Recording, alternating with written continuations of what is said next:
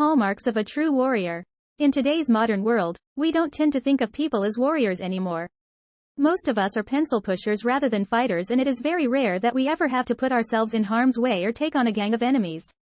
This is a good thing for the most part, but it has resulted in many of us becoming soft and weak-willed.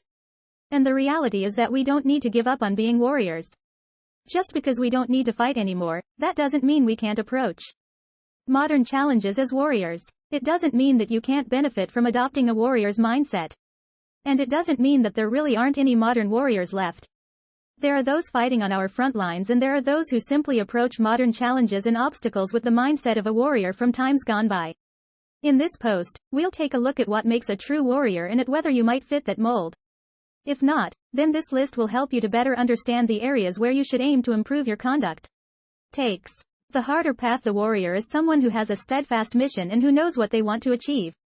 They have a purpose and a reason for being, and as such, they are driven like few others.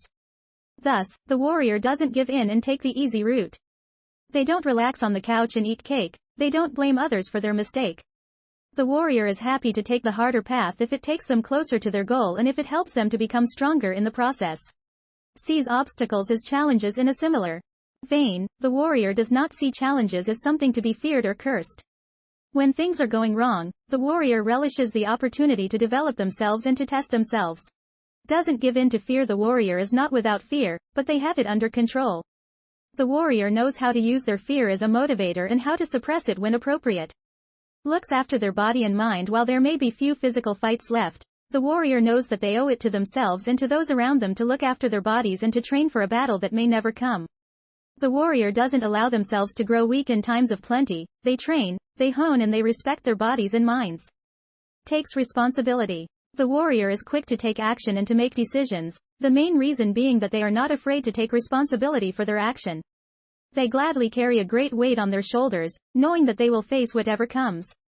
Stays calm in stressful situations. When everyone else is panicking, the warrior stays calm and focused.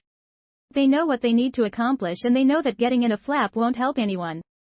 Tales from the Trenches. A real-life example with Amina Carter. I'm going to liken this to entrepreneurship because that's the best example I can give you that is relevant.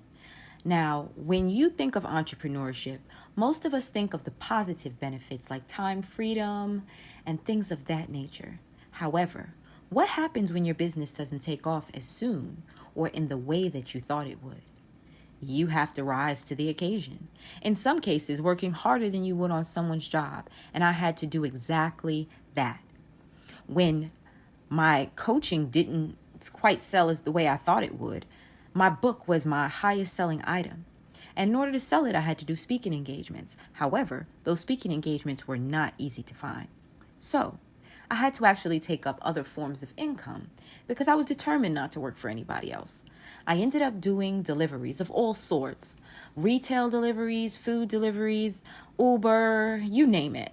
My car was my new office thinking space and income. So it's not always the easy road, but if you're a true warrior, you're standing on your principles and you're going to do whatever it takes to do so.